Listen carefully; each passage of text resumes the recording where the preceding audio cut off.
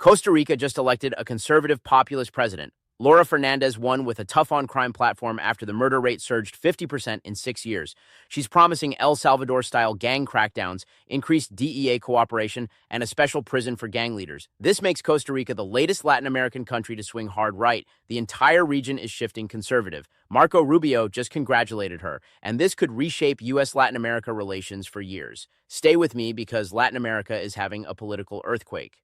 What's up, everyone? Marcus Reed here with Senate Decoded, where I break down politics in plain English, not just U.S. politics, but global political shifts that affect America. Real quick, if you want coverage of the massive conservative wave sweeping Latin America, the implications for U.S. immigration and drug policy, and how Trump's presidency is reshaping our hemisphere, smash that subscribe button right now.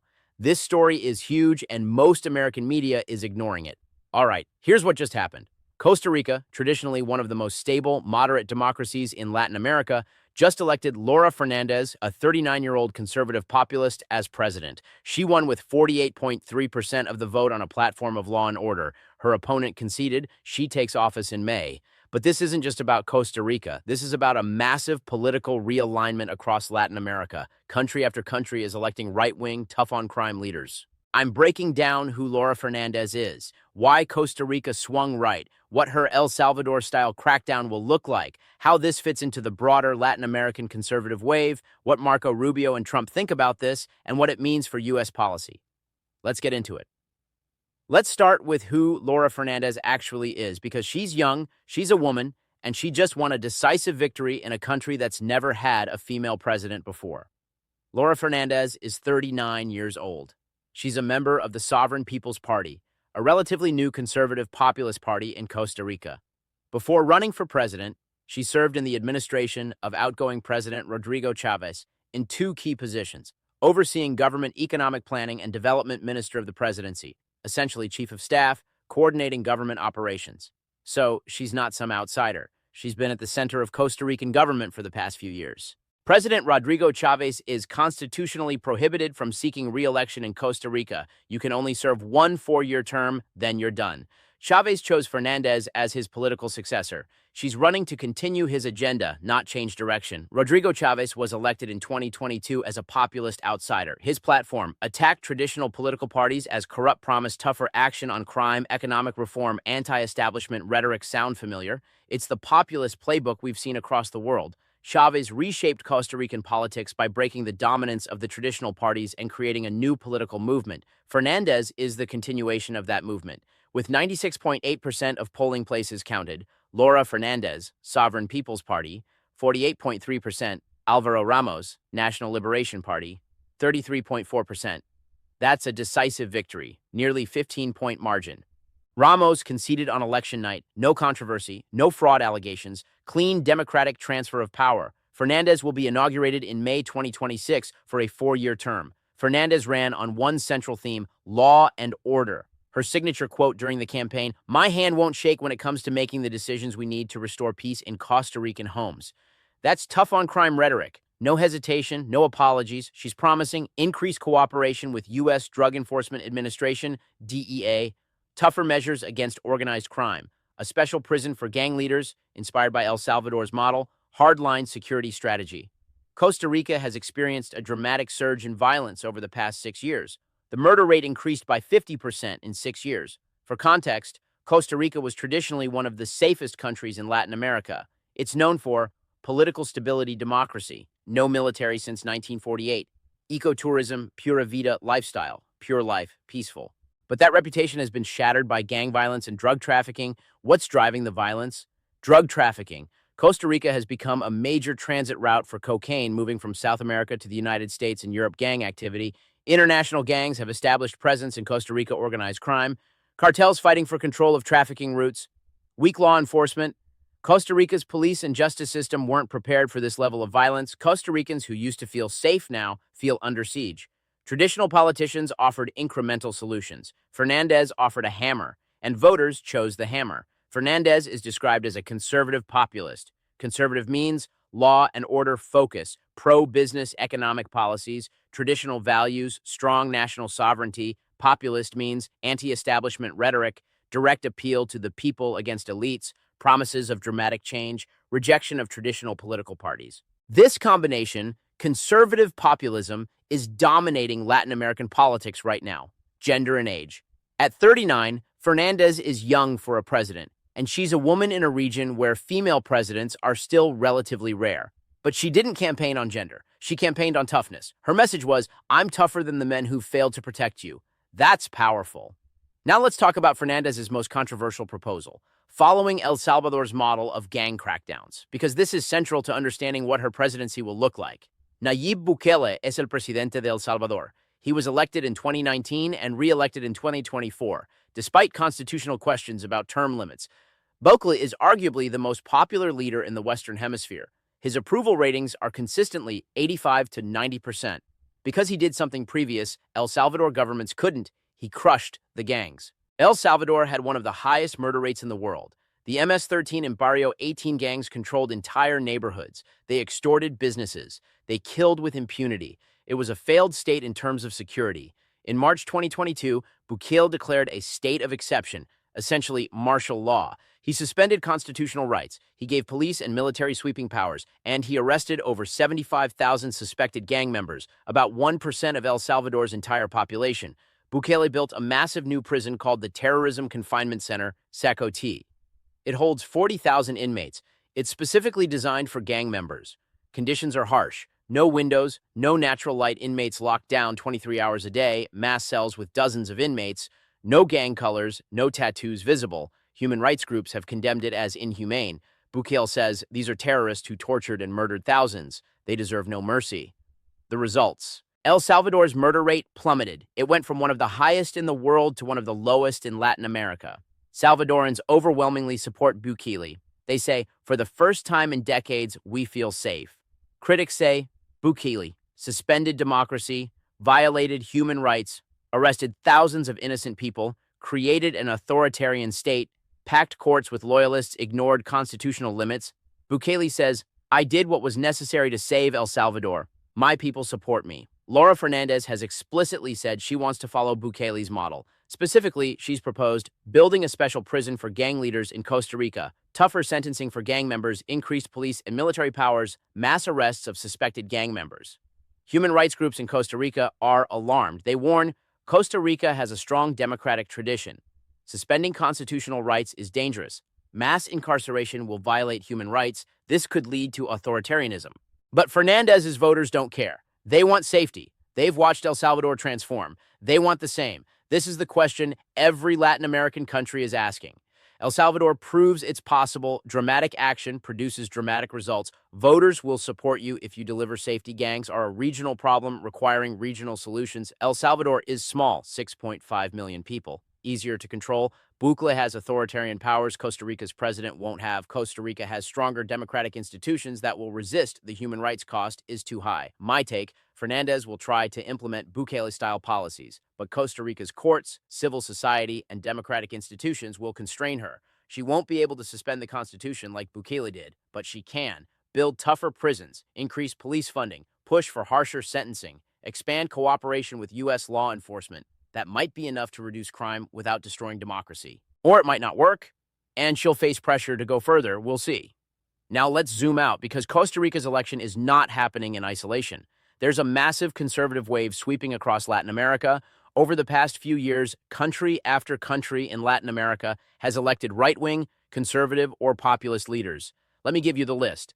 Javier Milei, elected president, libertarian, anarcho-capitalist, promised to chainsaw government spending, anti-left, pro-U.S. Nayib Bukele, re-elected despite constitutional questions, overwhelming support for his gang crackdowns. Conservative populist Daniel Noboa, elected conservative businessman, promised security and economic reform. Alvaro Delgado, conservative, won, defeated left-wing candidate. Pro-business platform Santiago Peña, conservative, won, maintained right-wing control. Trump-backed candidate Asfura won, replaced leftist Xiomara Castro. Major shift, right? Laura Fernández, conservative populist. Law and order platform. Crime and security are the dominant issues. Voters are rejecting left-wing governments that they see as soft on crime, economically incompetent, too ideological, aligned with Venezuela, Cuba, and they're embracing right-wing leaders who promise tough on crime policies.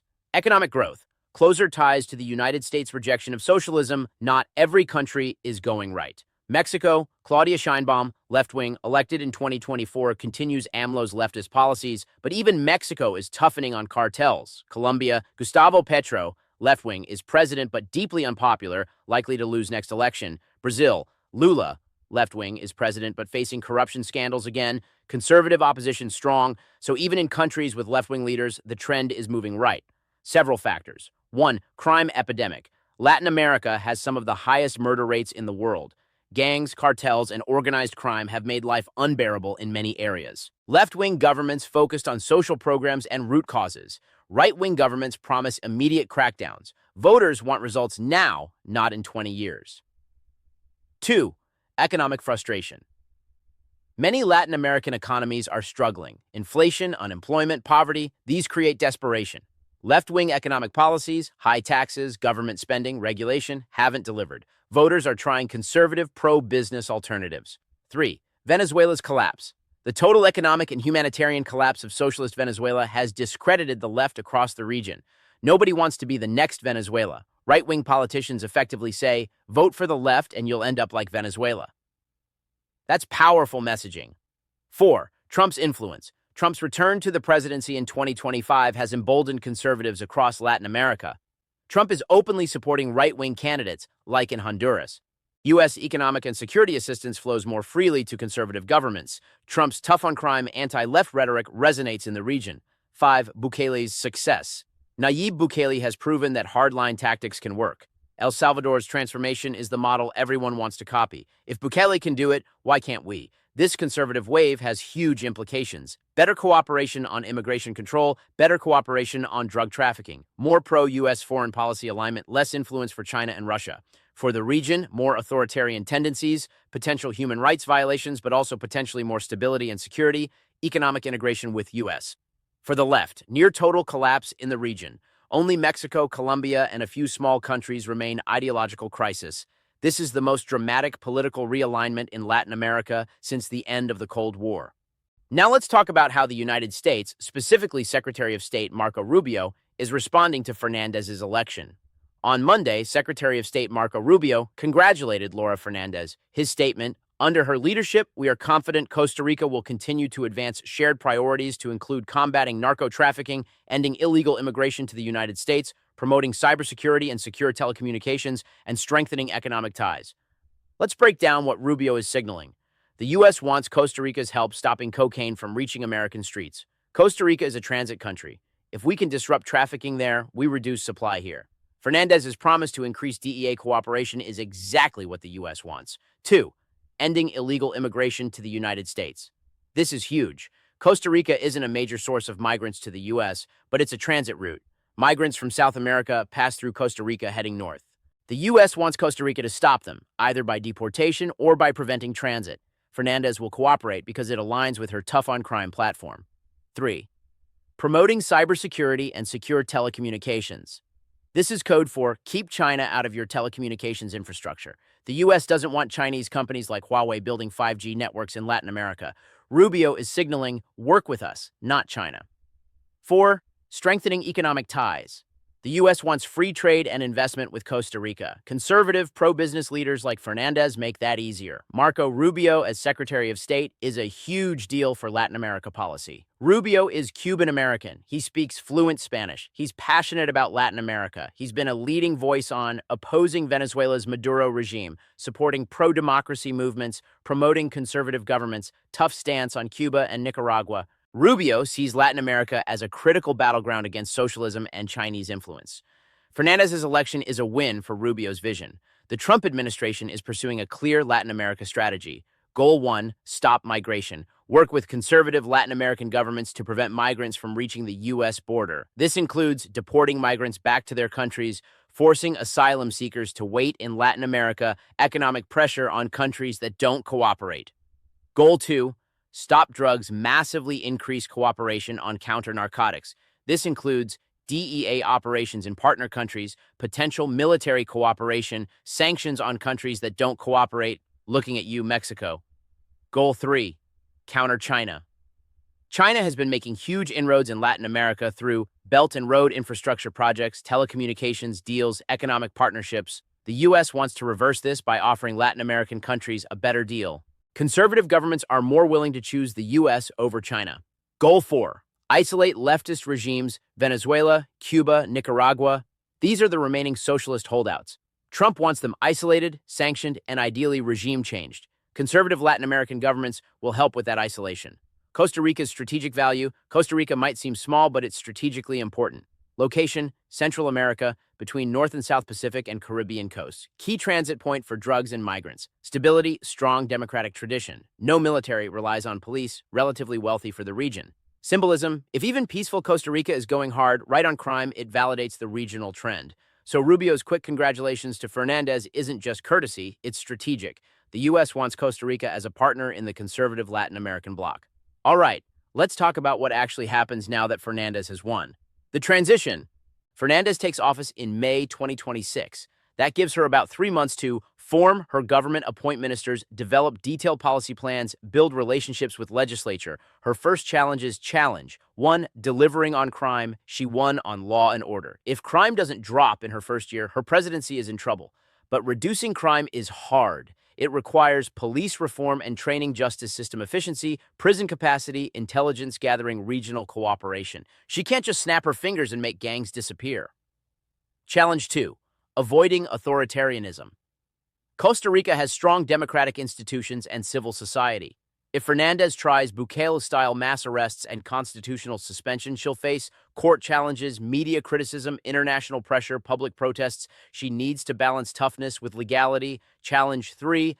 Economic management. Crime dominated the campaign, but Costa Rica also has economic challenges: inflation, unemployment, debt, inequality. If the economy tanks, voters won't care that crime dropped. Challenge 4. Legislative support.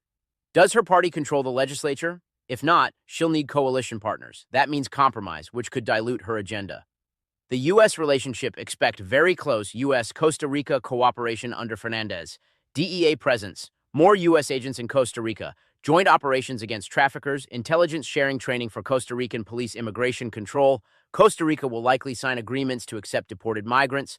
Tighter border controls.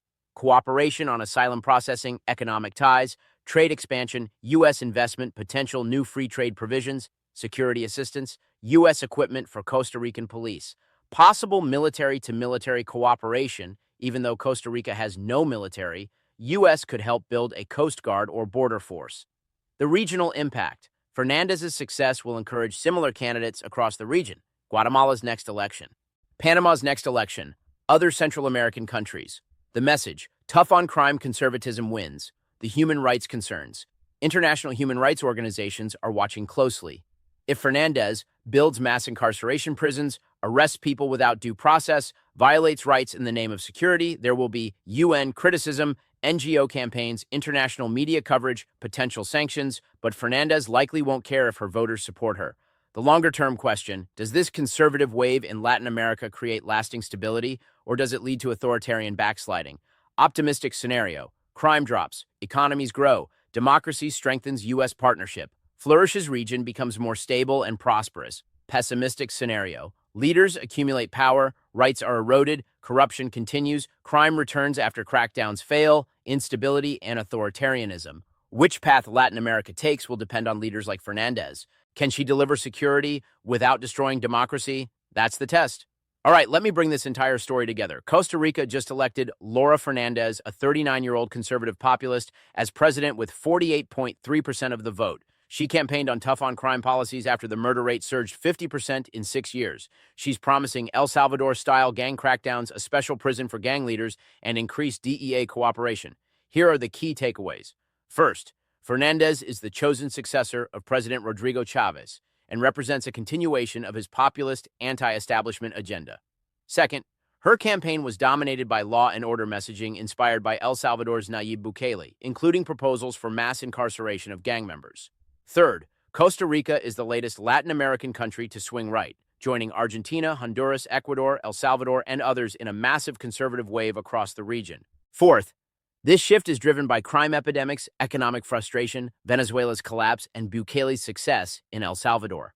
Fifth, Secretary of State Marco Rubio quickly congratulated Fernández and outlined shared priorities: fighting narco-trafficking, stopping illegal immigration, countering China and strengthening economic ties. Sixth, the U.S. will significantly increase cooperation with Costa Rica on security, drugs, and immigration under Fernandez's leadership.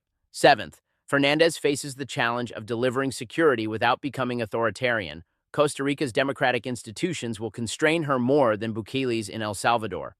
Eighth, this conservative wave represents the most dramatic political realignment in Latin America since the Cold War, with huge implications for U.S. foreign policy. Is this conservative wave good for Latin America? Will Bukele-style crackdowns work in other countries? Should the U.S. support these tough-on-crime leaders even if they violate human rights? Is Costa Rica headed for stability or authoritarianism?